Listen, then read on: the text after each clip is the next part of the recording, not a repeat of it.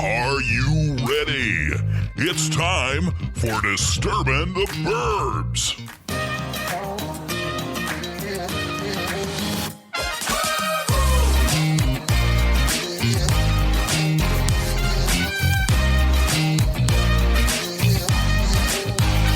Are you ready? Hey, everybody. I want to thank you for tuning in to yet another fantastic episode of Disturbin the Burbs. Yes, this is episode 15. I am one of your sparkly, happy, shiny hosts, Jim Sharon, and the other sparkly, happy, shiny host is Jen Sharon. Yes. How you doing, Jen? I'm good. Great. We're both good. We're both still quarantined. We're sparkling. And we're out in the studio having fun tonight. It is Sunday. You'll have to remind me. April 19th. April 19th. We're recording this so we can release it on the week of the 20th. Because we've got some relevant shit to talk about tonight. That's right. Yeah. So, I mean, everything seems to be going okay. All reports indicate that things are starting to improve, even if it's just very slowly and gradually. Very. But it's happening. Yeah, the news du jour, of course, is coronavirus and everything about that. Oh, yeah. How it's extremely changed our lives, and we can't help but talk about it, but we're not going to focus on that very much today. We kind of did that last time. So. Yeah, we did that last time, and the time before, and the time before that. So it's certainly been interesting the last month that we've been home. We're here to help you think about other things. Yeah, but yeah, it's been a month. Yeah, been a month of sheltering in place. I think along with many other people, I think the ultimate end result is that I've gained weight. So at least my boobs are bigger. At least they feel bigger. Oh, man. So here we are. Oh, tonight's episode, we've decided to kind of change the format just a little bit, and we're going to see how it works. Yeah. This Disturbin the Burbs was always about pop culture. It's always been about music and art and things that just basically interest us, but we'd actually decided to call tonight's episode Pop Culture Happy Hour. Yeah. A regular feature, right? Or a recurring. Yeah. This is volume 1. So let's see how it goes. Yeah. See how the format is. See if we like it. Maybe we'll continue it on for a few more episodes, kind of to get us through the quarantine, or some people are calling it the pause. Oh. It doesn't feel like much of a pause to me. That sounds movie worthy. Yeah. It's the pause, MGM. Or am I thinking of The Purge? Yeah. So that's what happens when you drink too much. It's the purge. Speaking of. Yeah. Speaking of drinks, hey, we have a lovely beverage. I just kind of threw some shit in a blender. And what do you think? Oh, it's tart. Yeah. It's good, though. We're going to put together, we were working on a theme song for this segment of our show, because we always seem to be drinking while we're recording an episode. And most of the time it's a Paloma, but we do honestly try to make different drinks and try new things out. And tonight was one of those nights where I tossed a bunch of frozen strawberries in the blender, along with a couple ounces of lime juice, some new non-sugary, sugar-free simple syrup. Yeah, thank you. So I bought that. Yeah, you bought that off of Amazon. Yeah. And so we gave that a try. It's actually really sweet. I'm not dealing with any weird aftertaste as far as sweeteners go. So that I put about an ounce in this, and then of course maybe it was just the lime juice making it super tart. Yeah, I put about 4 ounces of tequila in this, and so can't be that. Yeah, divvy it up. It's kind of like, I guess, a blended lime margarita with strawberries. Yeah, strawberry lime margarita. That's what I meant. Yeah, strawberry lime. Yeah, no, it's good. Thanks, honey. For trying something new. We're working on a theme song for this, though. It's sung to the tune of It's Your Thing by the Isley Brothers. Go giving it all away. Yeah. Well, you know. You gonna sing the first little bit? I don't know if I feel like singing right now. Okay. I haven't had enough to drink. Next time. What's your drink? Soda, coffee, or booze? Can you tell me what rhymes with booze? Something like that, yeah? Yeah. Okay. We'll put it to the music and everything like that and make it official. Anyway, yeah, so we're calling this our strawberry lime blended Ricky or something. Tequila Ricky. Ricky? Yeah, I don't know. Ricky's a word in the booze realm, isn't it? It is? Yeah. Oh, I clearly do not know everything. Let's pause here really quick while I look that up. We're going to pause. We're not going to pause, but you're going to entertain them. Because I think if I look up Lime Ricky on the interwebs, I think this is a real drink. How to make a fresh Lime Ricky. How do you spell that? Rickey. Mix the lime juice and simple syrup. Blah, blah, blah, blah, blah.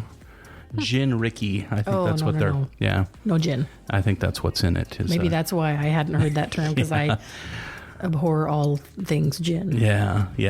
The gin's not our favorite. I think I prefer bourbon or tequila. Those are my two faves. Same. Yeah. So... All right, well, you proved it was a word, so thank you. I wasn't talking about Schroeder.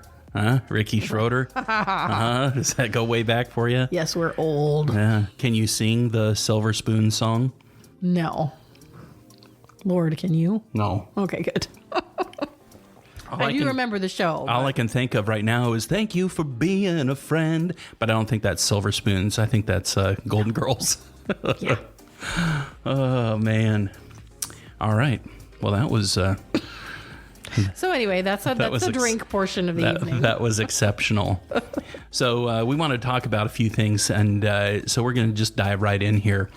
We want to talk about our top picks this week of what to watch. Now, these are things that you and I have watched recently, and these are our recommendations. They're not necessarily brand new things. No, not at all. They don't have to be. Some people haven't seen them yet, and Right. this will cause them to. I think, listen, people's watching habits are all over the place, just like ours. Yeah. We DVR a bunch of stuff. People watch things, they binge things after the fact. And so these are things that if we have just finished up recently or watched, think they're awesome, and want to recommend them to you. So, Jen, why don't you go ahead and take the first one? So, I have watched The Good Place. Yeah, The Good Place. For 4 years. It's Yeah. been on. It was on for 4 seasons, Yeah. and their finale aired in January, and we just finally Yeah. finished it this week. And you might want to talk about why it was that way, because you watched the first 2 seasons or I 3? watched it was something that Carter and I started watching together, like just sometimes after school. It was something that we had together, Right. And so we watched the first 2 seasons that way, and then probably was a long time till season 3 came around. We lost interest, didn't get back to it, and then I decided that I wanted to watch season 3, and when I started it had been too long, so I went back through season 1 and 2. Got you to watch it Exciting. as well. Yes. I know, sorry. And then you To and the I point, watched, Jen, to the point. You and I watched season 3 together, and then we picked Carter back up and watched season 4 together. Yeah, because I all the picked it 3 of up and us. then we binge watched it, seasons Fairly 1 through short 3 order, yeah. very, very quickly. And I would have to say I was kind of, a little bit up and down on it, but overall I think it was a fantastic show. It was unique, in its content. And I know you didn't want to spoil it for anybody, for those of you that might want to watch The Good Place. But who are the 2 main stars in that? There's this cast of 6 main characters, but I'd say the top 2 are Eleanor and Michael. Right. I'm talking about the celebrities. Oh, well, Eleanor is Kristen Bell. Kristen Bell, and you know her from Frozen, right? She was Veronica Mars. Yeah. She was in, what was that one with Jason so-and-so where he followed her to Hawaii or something like that, and she was dating Russell Brand.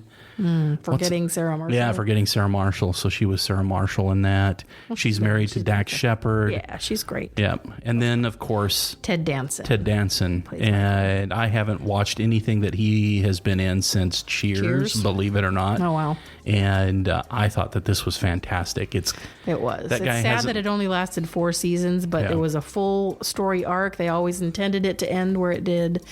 And it, hugely affected me. So let me just tell you a little bit real quickly. And I'm not going to give away anything that you don't learn in the first episode, but it focuses on Eleanor. She arrives in the afterlife and is welcomed by Michael. He's the designer of The Good Place. This is the afterlife, it's a heaven-like utopia he designed as a reward for her righteous life. And there's other people that she encounters there. She meets her soulmate, but she realizes pretty quickly that she was sent there by mistake. And she's hiding her imperfections and her truth. Yeah. The fact that this is not, I'm not who they think I am. Right. What do I do so I don't get sent to the bad place? Right. And so, she gets to know the other main characters. She's trying to become a better and more ethical person as she goes. And, we learn about all the characters are so well developed, right. And you just grow to love all of them. Yeah. There's four main characters, four main, what do you say? Characters. That's good enough. I guess that live in, that are residents of The Good Place. Right. And then Michael is the designer of it. And then Janet. Lots of twists and turns. Janet is It's not exactly what it seems to be. Anyway, I got really attached to these characters and fell in love with the whole premise and the original concept. And by the time we finished up with season 4 and saw the finale, I was a wreck. I looked over at you several times and you were tearing up a little bit. I probably cried a half a dozen times watching that last, hour and a half. It was a long episode, and right. I don't know.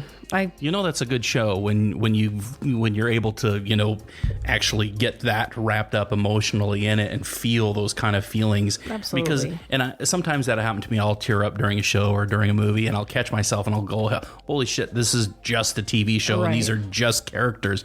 But when you do spend that much time, involved with a series or a movie, and something resonates with, they've done it right. Yeah, they've done it right. It resonated with you in a way that maybe doesn't resonate with everybody, but something resonated with you to where you really kind of grew to like the characters, and so highly recommend. Yeah, please watch it. It was good. I definitely think folks should put that on their watch list if they haven't ever watched The Good Place. They're half-hour before. episodes too, so you can binge it really fast. Yeah, you can whip through those things pretty quick when they're 22-minute episodes without commercials. Yeah. So anyway, give that a shot. The other thing that I watched recently, and I don't think, Jen, you caught any of it, but it was the Kennedy Center Mark Twain Prize for American Humor and a tribute to Dave Chappelle. I saw a little bit of it. Did you see that? I think you had started it without me. Maybe I saw the last half or something. It was great. I thought it was fantastic. He's really funny. Yeah, he is one of the funniest guys, one of the funniest comedians. Obviously, we know him from the Chappelle Show. Then he kind of fell off the face of the earth and, was gone for about a decade. Yeah. And then kind of made this resurgence. This is on Netflix, so for those of you that have Netflix, can watch this Kennedy Center special. It's about, I think it's an hour long or something like that. There's a bunch of folks that come out and kind of roast him a little bit, but tell lots of great stories and how they really love Dave Chappelle. Neil Brennan's on it. That was his co-creator with... he was super funny. Yeah, he was funny talking about his collaboration with Chappelle on the Chappelle Show. And then Jon Stewart came out, had a lot of great things to talk about. Chappelle, Sarah Silverman, Aziz Ansari, John Legend came out, sang a song. I think Common came out and sang a song. Bradley Cooper came out and talked about him because Dave Chappelle had a bit part in what was that movie? A Star is Born. Yeah, A Star is Born. Yeah. And he was great in that, in the small part that he had. And it was just kind of great to see how everybody... was there for him. Was there for him and really respect him and everything that he brings to stand up. And So yeah, lots of footage, lots of stories. Great tribute, must watch if you're a Dave Chappelle fan. So yeah. So if you got Netflix, or can get a password from somebody else in your family or something, watch that. And then finally, Star Wars. Yeah, we finally got around to watching the last episode of We started Star watching The Wars. Rise of Skywalker, quickly Right. realized we needed to watch. Yeah, we needed to watch The Last Jedi. Last Jedi, And yeah. so we kind of had a 2-movie binge there where we watched episodes 8 and 9. And what do you think, Jen? It was amazing. Yeah. What a great finale. Yeah. I mean, it was everything we wanted it to be. Yeah, it was high energy. I don't think that there was very much where I was feeling like I was getting bored and looking at my watch. If that happened, it was a little bit in the first half for me, Right. but from the middle to the end, it was Yeah, like nonstop. tons of action. If you haven't seen it, if you're a Star Wars fan, watch it. It's great. I would say out of the last 3, since Disney bought,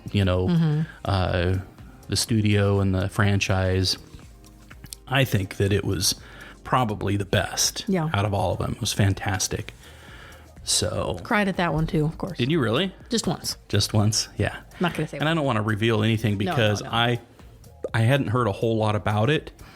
And so when we got into it, I was like completely surprised Yeah, me too. of what was taking place and what the Rise of Skywalker means, Right. and all the characters involved. And Yes. it was actually really, really cool. And the truth of who Rey truly is. Right. So that was a lot of fun. Lots of great action, battle scenes. Things you don't expect to happen. Yeah, it was fantastic. 2 thumbs up. Yeah, 4 thumbs up. And then there was a couple of shows that we kind of were head scratchers that we thought would be our top pans for the week. This may not be the popular opinion, Right. but I'm sure it's not a popular opinion because we've had many recommendations. We've seen so many memes for this first one, but I just didn't get it. Yeah. It was Tiger King. The Tiger King. I mean, you've seen it listed everywhere. We got through episode 1 and we were like, what is this shit? Yeah, but not in a way that made me want to keep watching. Right. It's like, I don't want to waste any more of my time. Exactly. on And that. that's what it was. It was like, we have so many other things that are on our list to Yeah, watch. right. Why should I waste my time on this? Just because when I've got people say all I this have to. other stuff that I truly, truly want to watch. And Yeah. so we put that aside. Maybe someday, if I don't have anything else to watch, I will go back Well, plus to that. we thought, we saw that there were 7 episodes at the time when we were watching it, so there have since been more. So it's really? not over. Oh, okay. So it's not even just a short binge. Mm-hmm. So All I know is that there's a anti-hero or something named Carol Baskin. we did see her on that first episode, but I'm assuming they get way more into it. Yeah, I haven't done any reading about it. I haven't given it any more of my time, so I don't know what the whole plot of the thing is. But anyway, That's how we feel about that. yep. So that's kind of one of our pans. The other pan is I really wanted to like this show, and so many people tell you, hey, why don't you give it? You've got to give it more than 1 episode to really get into it. And I think that's a crock of shit. I'm a little more conflicted about this one. Are you? Do you think we should give it more time? Maybe. Maybe. Okay, so we were watching, I don't know how many people have said, hey, you've got to watch Schitt's Creek. And that's with Eugene Levy, Catherine O'Hara. Eugene's son is actually in this, and he co-wrote that. And so we watched the first episode, and I couldn't get into it. Yeah, it's... And so, folks, tell us if we need to give it more. 4 or 5 episodes, Because unless I hear otherwise, I am going to... So many people love it. put Schitt's Creek on the back burner. I know. Yeah, I know. Sorry, guys. Sorry, not sorry. Yeah. Yeah. Anyway, those are our top picks of what to watch this week and stuff not to watch, In our opinion. in our opinion. So remember, these are just spit it out, Jim. These are just our opinions. Right. Thank you. Don't yell at us. Well, you can yell at us, but I might not listen. Please stay friends with us. Please don't judge us for our lack of appreciation for Tiger King or Schitt's Creek. Or call our hotline Yes. and Call chew our us out hotline. there. Yes. That would be 1-206-800-6405. How do you like that? I like Got it memorized. I'm actually very impressed by that. And let me tell you, it's anonymous. I don't pick up the phone. Jen doesn't pick up the phone. It goes straight to voicemail. It's this program, or this not program, but app called Hushed. Oh, so there's no risk of them calling and having somebody pick up. Right. I'm not going to pick up. Yeah. It goes straight to voicemail, Yeah, or you can text that, and it's just an extra line that we pay for, and we can get voicemail or text, and you can leave a message. You can ask us questions. You can give your opinion. You can tell us your dirty little secrets. You can do whatever. Just call our hotline. Let us know what you think of us not liking Tiger King or Schitt's Creek. Do it. Do it. Anyway, on to music. Okay. Since we're kind of talking about pop culture, we've talked about, what to watch. But we also love music. It's very much a central part of our everyday lives. So one of the things that I wanted to talk about is what we were actually watching and listening to yesterday. We're actually huge Alan Stone fans. We've seen Alan Stone in concert, I don't know, several times. Several times now, yeah. And he actually had a live streaming concert yesterday, which was Saturday the 18th. Mm-hmm. And this was streamed live from the Zephyr Lodge in Liberty Lake, Washington. So that's over by Spokane. Which is where he's from. And that's where he's from. But he was actually at this lodge. I don't know if he's quarantining there or, whether they let him in just to record this. But it was actually lovely. The sound was amazing. This really is one of the first online concerts where the sound was fantastic. And it was just Alan and his guitar. We listened to it for, I don't know, probably a good half hour, 45 minutes. Yeah, I think we missed a little bit of the beginning or something. Yeah, I think it was an hour altogether.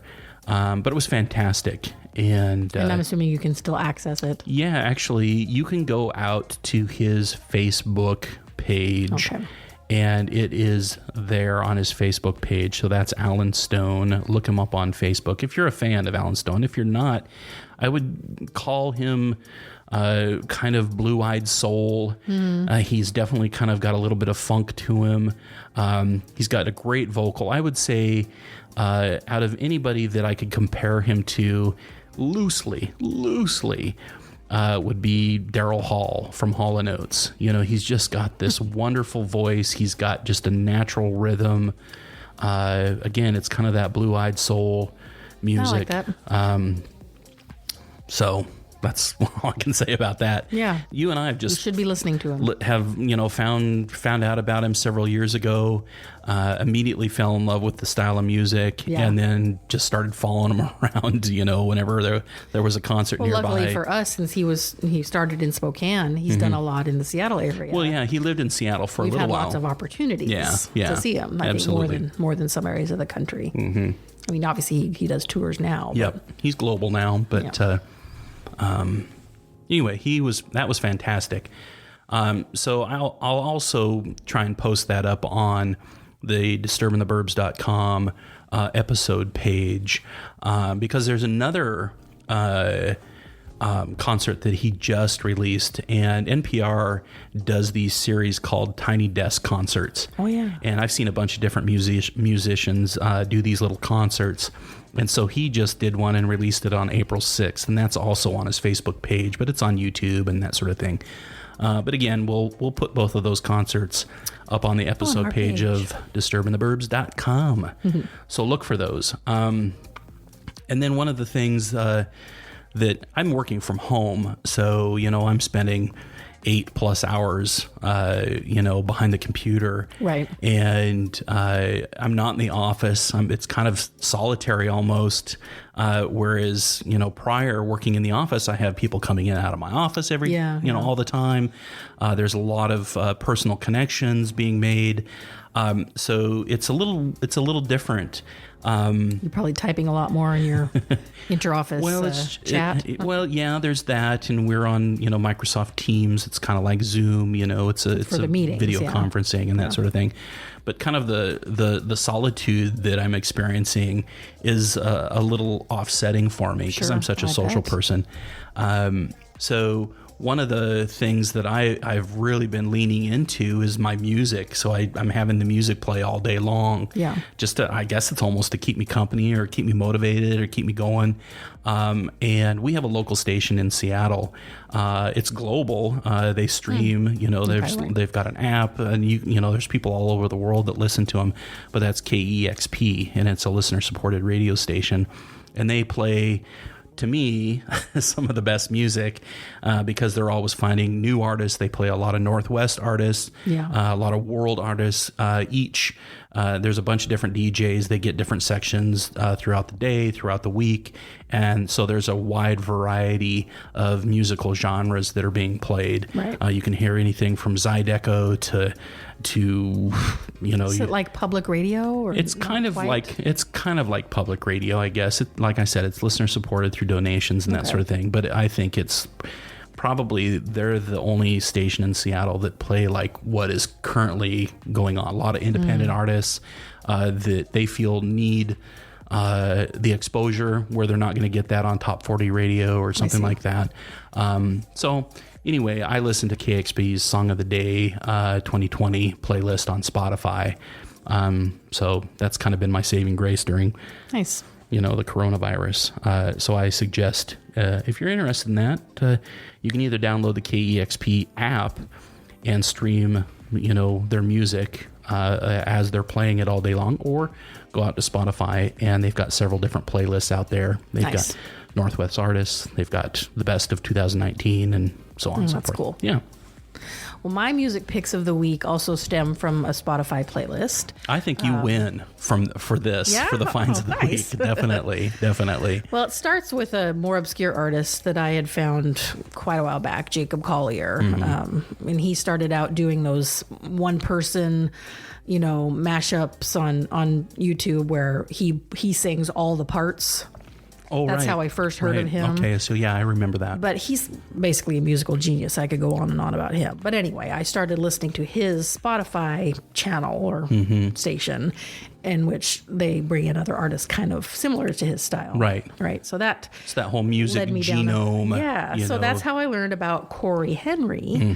And he's pretty great. That song that I sent you first was called Takes All Time. Right.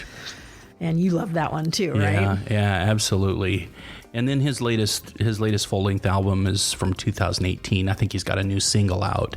Oh. Okay. But that latest album is called Art of Love, and that track, Takes All Time, is on that Art of Love. Well, I mean, I just recently had discovered him. So sometimes I go through and I listen to a whole album on just that guy. Sometimes I just continue on with my channel. Well, that's the thing I also love about Spotify too. When you go and listen to a certain artist's playlist, and then it's part of that whole music genome thing where you might also like this, you might also like that, and you end up being introduced to so many new artists that you possibly wouldn't ever listen to simply by listening to one of your favorites playlist. I really love that too. It's happened a lot. Yeah. Well, and the other one, along the same lines from that same station, they're called Busty and the Bass. Yes. And this, again, you win for this one because you shared this song with me. Called The Real. And you shared that with me, and I thought it was fantastic. And they've got several albums out, and that one was from their 2015 album called Glam. And we never would have ever known about them. Never would have known about them, and that's what I love about just kind of the playlists. And I know that other like Prime does kind of something similar, but not as well. Right. I know Apple Music does some. Pandora. Yeah, Pandora. That's what we used to listen to. That's what I used to listen to Alan Stone on. Yeah. And that got me to the Gabe Dixon Band and Mayor Hawthorne. Mayor Hawthorne? Yeah. Mayor Hawthorne. We had a bet on that, whether it was Meyer or Mayor. And you won. And I won. It was Mayor. And if you've never listened to Mayor Hawthorne, what is your problem? Mayor Hawthorne is another kind of throwback to the Motown sound. Yeah. And he was a young, tall, white dude. And he has more soul than 50 white dudes put together. So, he's pretty fantastic. So, sorry, I snuck in some extras there. No, I mean, that's it was perfectly relevant. fine. But I want to make sure that again we get all these up. At least one YouTube video of each of these artists and then up you onto can our go page. from there. Yeah, Down the rabbit hole. so just to kind of recap the Alan Stone, his live concerts, look for them. The KXP Song of the Day 2020, and then of course Jen's rock star finds with Jacob Collier, Corey Henry, and Busty and the Bass. Yeah. Those are definitely must listens if you get a chance. So anyway, that's our top music picks of the week. We're going to keep it. That's a good one. Keep it short. There's so many that we could go into because we're always Save it for next discovering new music. But if we keep on doing this, pop culture happy hour, are you still enjoying your lovely beverage? I am. Yeah, mine's about half gone. I'm going to take another little drink here right now. Okay. Cheers. Cheers. It's so refreshing. There's no ice to clink this time. No, it's wonderful. And then anyway, going back to bigger boobs. What? Oh, nice segue. I covered that earlier. Just sitting around Moobs. eating more food. Moobs, yes. We kind of went gangbusters at the beginning of this. The pause or the quarantine. You mean with our eating habits? With our eating habits. Yes, we were freaking out of control. Yeah, it was kind of out of control. Jen and I have actually been loosely following keto over the last couple of years. We've had our ups and downs, and we don't need to get into that right now. No. But I love... we'll say we do keep coming back to it. Right. I love the keto lifestyle. Is it lifestyle, I guess? Or it's just if you're doing it right and you're doing it long term, it is a lifestyle change. Right. And it can be for the better. Yeah, and we've definitely had some things that it's changed in us forever that we've never... I mean, the biggest one that I can think of for both of us is we quit drinking Coca-Cola. And I actually really don't drink many soda products anyway, whether it's root beer, Sprite, or anything like that. I don't drink any of that. I pretty much stick with the seltzer waters and the flavored seltzer and waters. I found a great substitute, sugar-free drinks, and I'm very happy about it. So that's one of the positive things that keto has done for us is cutting that out. But then, of course, with your Starbucks drinks, you used to drink. I was a daily grande, no water chai, tea latte. Yeah. And a grande has 32 grams of sugar. Yep. And folks, let me tell you, if you don't think caffeine is addictive, I will beg to differ because I used to tear up when I talked about I was just the gonna fact say, that I needed to. You really struggled with that one. That one was really hard for you to overcome. People that know me, still send me Starbucks memes. They know it was a huge part of my life. And I'm not even a coffee drinker at all, but this was my drink. Yep. And I think it's that sugar and the caffeine combined that is just really the 1-2 punch of addiction. The thing that I was surprised most is that the Coke. Sugar and caffeine, yeah. What did I say? Oh, I did. Did you say sugar? Okay. I think I said sugar and caffeine. I was surprised at how easy it was to kick the Coke habit. I didn't desire that. I had done it before for a solid year, and then it crept back in just as bad as before. So, but it'll be 3 years in June. Will it? Since Okay. since we've had a single Coca-Cola. Right. Since I've had a single chai tea latte. Yeah. Now I have to admit that I have bought a Coke at McDonald's once, probably 2 times in the last 3 years, and I've taken I'd call that a success. I'd take like 3 sips of it, So you know. and it was like, well, it was not something like, sucks me back down into the Right, rabbit okay. hole. I'm still it was afraid like, it would be. it was like, oh my God, this is so sweet, it sucks. And so I just didn't drink the rest of it. Yeah. So I think that's kind of one of the great things, but I consider it a major accomplishment. yeah, I agree. Anyway, ups and downs on the keto, and Totally. and sitting here during the quarantine, we've been talking about, oh gosh, let's get back on this. And so I think we are not the only ones who went carb crazy for a few weeks right. there. Sugar, chips, you name it. Let's shovel it in. They're making It's it been so forever easy. since we've had Chinese food. Let's make Right, rice. DoorDash and Uber Eats and everything, right? But we're back on it again, and we wanted to share a couple things, or at least kind of give you a couple of our top keto items that we live by and eat quite often. Yeah. And one of them is called fathead dough. Mm-hmm. And for those of you that have ever tried keto, probably have come across this, but it's a dough that's made with almond flour and mozzarella cheese and egg, and I think it's got a couple of other small ingredients in it. You can look it up. You can Google fathead dough, and you'll find recipes for it everywhere. It's not just like one person's recipe. It seems to be out there and used by many different cookbook authors and so it's a real popular Instagrammers. thing. But if you're really trying to get far away from carbs, this is a great dough to use. It's very versatile. Absolutely. We use it for bagels. You can make bagels out of it. I think that's one of the most successful ways to use it. And we get the everything bagel shake from Trader Joe's. Right. They have this shake that you can shake on top of your little bagels in it. Everything that you'd find on an everything bagel. Yeah, it was pretty awesome.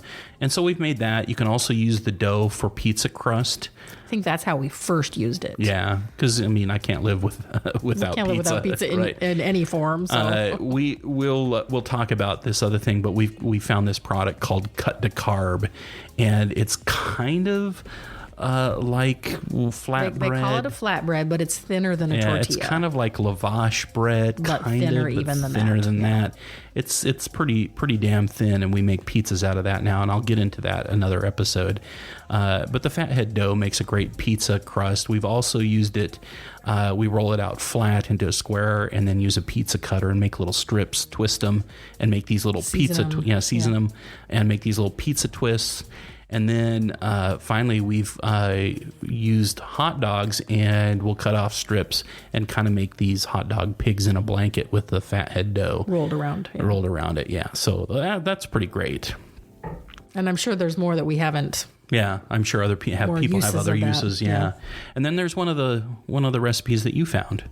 Well, and this one's a sweet one. It's a breakfast item. Right. And it's pancakes. It's just pancakes, but the recipe is called Olivia's cream cheese pancakes. And let me say, there are lots of keto pancake recipes out there. And you've tried more than one. And I've tried, yes, definitely.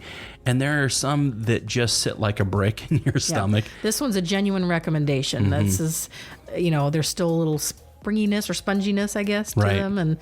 And they're not just dry and floury. It's hard to describe the ones that aren't successful. But these ones are. And the cookbook that they're in is called Simply Keto. It's by Suzanne Ryan. Right. Yeah, and we met Suzanne. We did, yes, actually. When her second cookbook came out, she did a book tour. Right, there at Williams-Sonoma University Village in Seattle. Yes. And so we met her at the book signing. She was... super personable. Yeah, we were there somewhat early. Yeah, we were one of the first people there. there. We got to chat with her for 5 minutes or so. It was kind of cool. Yeah, it was really nice. And she made a bunch of appetizers and other things from her latest cookbook. She's got a couple of them out, I think. Yeah, it was for her second book, Beyond Simply Keto. Right. And so, there were some stuffed mushroom caps. Yep, and there was a peanut butter mousse that I love because I'm a big peanut butter junkie. I think there was a chocolate mousse and whatnot. They were pouring wines. Yeah. But the keto pancakes that we make that you discovered out of that cookbook, it's funny, you buy cookbooks and then you rarely look at the recipes. We've tried to bring them into the but this is one of those things that we were scanning through and we're like, this sounds pretty good.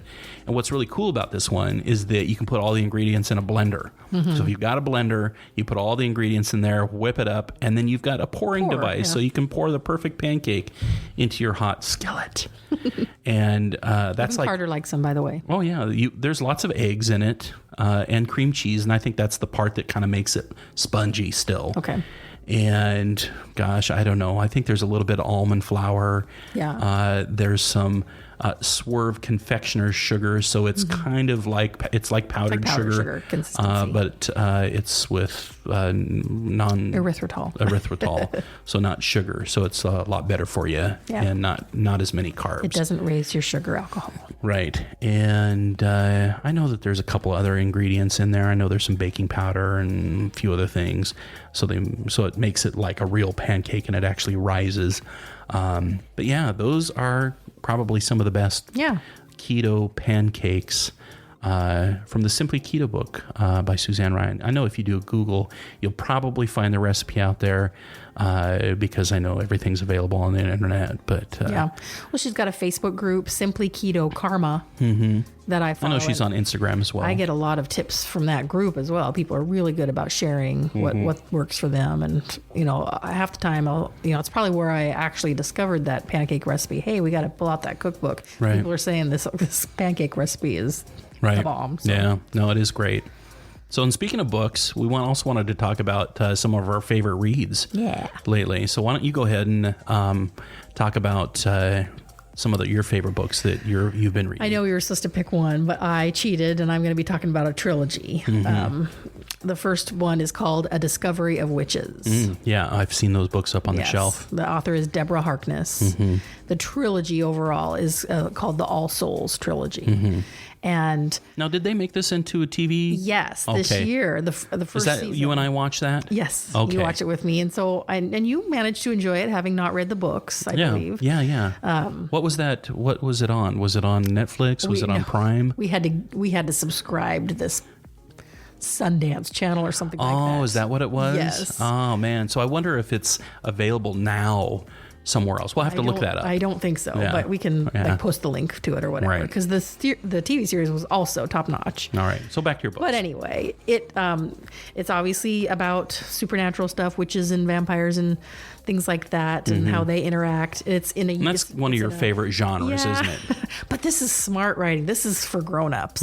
I've described it before as like Twilight for grown-ups, but that's not quite right either. I don't want to give the impression that it's just a romance novel, because it's not. Yeah. It's set it's a university setting, and professors doing research on ancient books, and so there's absolutely a mystery element to it, but yes, there's a romance element to it, and interspecies cooperation and intrigue, obviously, and there was enough there to make it into a series. So and it's just been a wildly popular series for her. So if you haven't heard of it, go check out the first book, Discovery of Witches. Highly recommend. Cool. Yeah, it's my pick. Right on. So Jen's got Discovery of Witches, and we kind of have that in common, where we like supernatural things. We were huge fans of Buffy the Vampire Slayer, and that's not really necessarily a series of books, but we love that. We love the show Supernatural. We've been into Harry Potter, basically all things magical or creature related. Fantasy. Vampires, mummies, creatures, you name it. We're into that direction. Personally, that direction more than the sci-fi robots. Right. Although sometimes I like that. Yeah, I think we really enjoy that kind of genre of magical and magical creatures and that sort of thing. Supernatural. I think the book that the author, I guess, that I love most is Dean Koontz. He's probably one of my favorite authors, and he's not necessarily mystery. Would you call him macabre? Mystery / macabre / suspense. Suspense / supernatural. Absolutely. I would say that if he's close to anything, he's close to Stephen King. Stephen King's a little more horror. Right. And Dean Koontz is not quite that horror, even though he delves into that. There are scary things in some of his books. I think, definitely all of his books have a scary element to it. But he's got this new series out. I don't know, it's not that new, but he's such a voracious and prolific writer. Yes. He's releasing multiple books every year. I don't know how he does it. Some might say he's possessed by the devil. I don't know. But just, so prolific. And so this new series that he has out, it's with Jane Hawk. He's a character, and she's a former FBI agent, or, still an FBI agent. But the first book in the series that I read recently was called The Silent Corner. And basically, she's an FBI agent on the run, and she believes her husband's suicide was actually murder. Oh. Yeah, this whole story revolves around nanotechnology and mind control. Oh, wow. So it's very, very good. It's very, Surprised very dark. I haven't picked it up yet. It's so good. I loaned the books to your mother first, Right, and I she remember wrote me that. these little notes when she returned the books and said, "These are so creepy, this, great book, but, this one scared me." Oh, did she leave a note at all of them? Yeah, well, at least in the first couple that she read, she left little notes in there, and Love I that. think she had a hard time actually finishing them because, Anne Rice books were that way for me. I couldn't read her. Yeah, there's some of her books where it's just like I didn't want to read them in the dark because they just they're so descriptive, and that's I think Dean Koontz is great is he really knows how to paint a picture in your imagination as you're reading it. And I know there's other great authors that really know how to. We could just go off on a tangent here for sure. I know. Yeah. But this book was just a complete and utter page turner. I absolutely loved it, and I can't wait to jump into the next book. But if you've never picked up a Dean Koontz book, I mean, he's got tons. There's my favorite series that he wrote is the Odd Thomas series, and there's probably 7 or 8 books in that series. Yeah. And it's absolutely fantastic. And that's another character you will fall in love with. Yeah. Odd Thomas. So look those books up, but definitely look up the Jane Hawk series as well. And this is the perfect time to be picking up books. If you're just hanging out at home, you're not doing anything anyway, I would say, divide your time up between, the movies and the television that you watch, but actually, read a book because that really helps expand your mind a little bit. So it true. really works your brain in other ways that music and movies just can't do. So, pick up a book. Right on. And I love tactile books. I still buy tactile books. I don't have a Kindle. I know you love reading books on your phone, and my Kindle's for romance novels because I don't need to crowd the bookshelf with that. Right. But you better believe the next Discovery of Witches book that comes out, it's hardback. Yeah, no, I love first editions, and so I'm always trying to buy as many hardbacks as I can because I just love sitting in a chair. I love our library nook in our house. Yeah, I love sitting in a comfortable chair and reading a good book. So anyway, those are our book picks. Jen, to recap, she was talking about The Discovery of Witches, which is a series by Deborah Harkness, and I was talking about the Jane Hawk series by Dean Koontz. The first book is The Silent Corner. So pick those up if you want to read something cool and good and scary and creepy. Yep. And then one more thing, it's you're going to wrap this up. Oh. So we've talked about movies and TV. We've talked about music. We've talked about food. We've talked about books. Let's wrap it up with the top entertainer of the week. Right on. Yeah. And this was a no-brainer for me. And this is very timely. And hopefully most people will know why I've picked this person. And it is John Krasinski. Right. Yes, he's famous for being on The Office and for being Jack Ryan. Jack Ryan. But right now he's being amazing because he started a web series called Some Good News. Or SGN. And he started a little It's lo-fi. It's a weekly YouTube video series from his own home. His daughters designed the logo sign that is behind his head on the screen, and he's set it up like a news program where he switches from camera 1 to camera 2, and it's all about featuring good news around the country, where he talks about look at how the people are appreciating the essential workers, and look at this good thing that somebody in the community did. And then he also includes, he's a celebrity, so he's able to get interviews with, who was in the first one, his dad in real life, from The Office. Why am I forgetting his name? Steve Carell. Steve Carell. So we interviewed Steve Carell, and they were going back and forth on camera.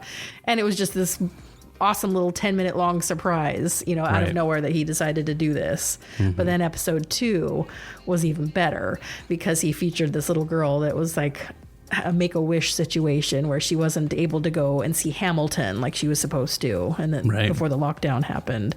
And so he united all of the original cast members of Hamilton, the musical, and they did the most famous song from the musical right there for her. Seriously? Yeah. Have you not seen the second one? No, I didn't see that. It was great. And it was like they just keep getting bigger and bigger. And there's only been 4 episodes, but, in this most recent one, he put together a virtual prom, because none of the class of 2020 is getting to have a prom. And I haven't watched that one yet, I will admit, but I'm excited to. And it's nothing but feel good, just to make people smile, because he has, the resources to do it. Right. I know people are, out there, the celebrities, sure, we're saying we're all in this together because they're, in their $1 million mansion with their swimming pools. Right. But I think John Krasinski gets a pass, man. Right. Well, actually these folks are hired, and, that's their profession, is they're there to entertain us. This is how he can help. Yeah. And this is how he can contribute and help because of his profession. So I think that's fantastic. And that's a good top entertainer of the week. Totally. So thanks. So those of you that haven't, go check it out. It's John Krasinski, and he's got his Some Good News web series. So yeah, that's great. Thanks. Awesome. So to wrap things up, we wanted to read about horoscopes. I love horoscopes. That was very pop culture, people are always reading their horoscopes. As cheesy as they are, there's some fun relevance here. When I actually read what my horoscope for the week was, it actually surprised me because it was already true. But we'll get to that here in just a little bit. We're going to take turns reading these, and we're just going to go through all the what do you call them? The characters. The signs? The signs. There we go. We're going to go through all the signs, and the first one up is Aries. Aries, that's me. Yeah, okay. That's not my sign, but that's what I'm going to read. Yeah. So I've got Aries.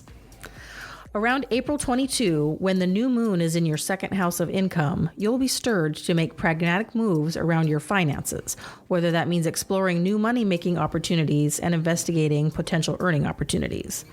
Research and action steps you take now could set the tone for growth down the road. Right. That means that you can be an Uber driver or a DoorDash driver, so you can explore new opportunities to make money. Nice. Right? While you're just here doing nothing, you might as well become a DoorDash driver. Right. So when everything is looking I didn't even know I had a second house of income. And grim, there is a sunny side to everything. There are still money-making opportunities. Oh, horoscope. You could sell your toilet paper, for one thing. That's a good money-making opportunity. Totes. You got to have some side hustles. Anyway, Taurus, here's all about you for this week. You'll have your annual opportunity to meditate on new ways you'd like to present yourself and pursue your goals around April 22nd when a new moon is in your sign, because it pairs up with the game changer Uranus. Or is it Uranus? And thanks to its harmonizing trine. What's a trine? I don't know. I don't know what that means. To expansive Jupiter in your 9th house of adventure and higher learning, sudden opportunities could crop up. The more willing you are to get out of your comfort zone and broaden your horizons now, the greater the possibilities. Good Lord, hon, where did you find these? These are serious. Hit it. Gemini. You could find yourself taking more time to yourself to practice deep breathing techniques, journal, take long walks around your neighborhood, and just generally look backward in order to move forward. Around April 22, when the moon is in your 12th house of spirituality. This is a period of rest and reflection, but it's not a total snooze fest, given that the realizations you come upon now could help inform power moves you'll make once the sun and other planets line up in your sign next month. Oh, next month sounds great for Gemini. Coming out of the quarantine. That's right. And here's my sign, Cancer. That's July. My birthday, July 8th. So make a note of that, folks, in case you want to send me gifts. July 8th. I'm a Cancer. Now, this is really interesting because as soon as I read this, I was like, holy shit. But it says connecting with new and old colleagues and friends is sure to be at the front of your mind around April 22nd, when the moon is in your 11th house of networking. Vibrant intellectual conversations could be happening more organically than usual, and you'll be mapping out new ways to collaborate in order to achieve a common goal. Fostering these relationships can have you feeling truly supported. Oh, And why did this speak to you? It was interesting because it just talks about, connecting with new and old colleagues and friends around April 22nd. And it's really funny because I set up a Zoom video conference with some former employees of mine for Wednesday, April 22nd. And we're going to be talking about, vibrant and intellectual conversation, Totally. I'm sure. I'm sure of it. While drinking, booze. So anyway, I thought that was interesting. That is. All right, next up, Leo.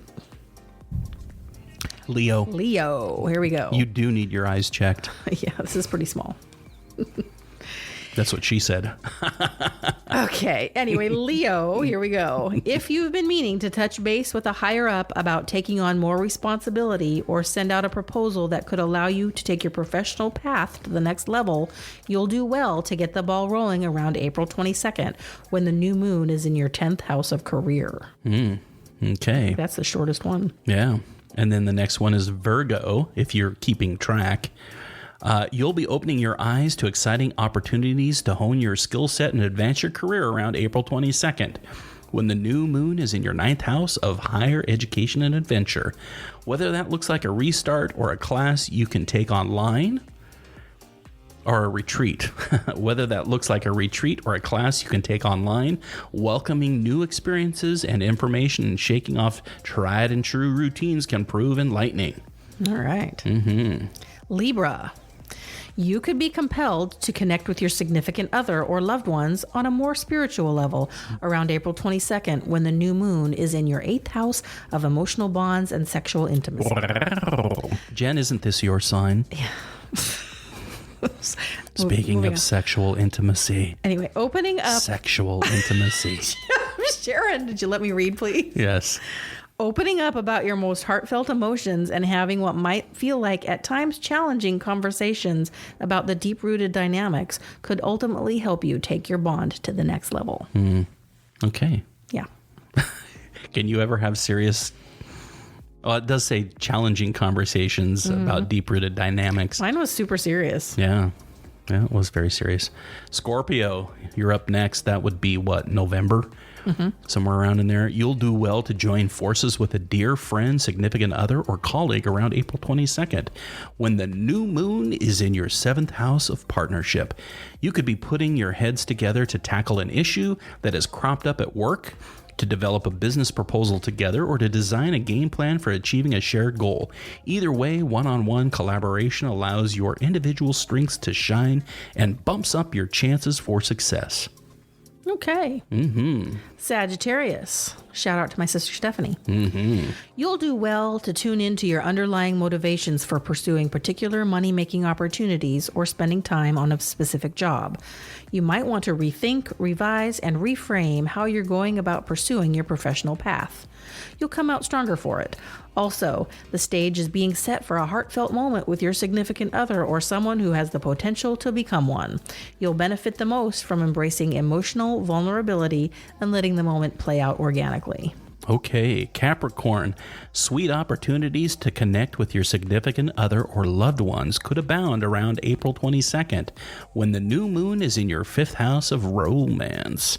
Thanks to its harmonizing trine to lucky Jupiter in your sign, you should be feeling cared for, optimistic, and more eager than usual to express what's in your heart. This can bolster bonds all around. Aquarius. Setting a new tone with loved ones and in your home comes naturally around April 22nd when the new moon is in your 4th house of family life. It's a time for tapping into your intuition to explore the aspects of home that bring you a sense of security and how you can further foster those details of your life. This could mean carving out more time to connect with relatives both near and far, or devoting more time to ensuring the aesthetics of your home reflect your sense of style. Nice, and finally wrapping things up with Pisces, you could find yourself feeling exceptionally curious, wanting to put your head down and learn as much as possible about a hobby or side hustle around April 22nd, when the new moon is in your third house of communication. This could also mean connecting with friends and colleagues, brainstorming, or answering nonstop flurries of emails and texts. Keeping busy and gathering as much information as possible now could pave the way for exciting collaborations down the road. I think that was my favorite one. That was a fun one. That was a good one. Pisces, you win. You win this week. Yeah. All right. Well, Jen, here we are. We had a happy hour. I think this was really fun. And it was all about pop culture. Fun stuff that we love talking about. So, anyway, thanks. It was fun. I love you. It was fun. I love you too. All right. Hope everybody enjoyed this one, and we'll talk to you next week. Bye. Bye.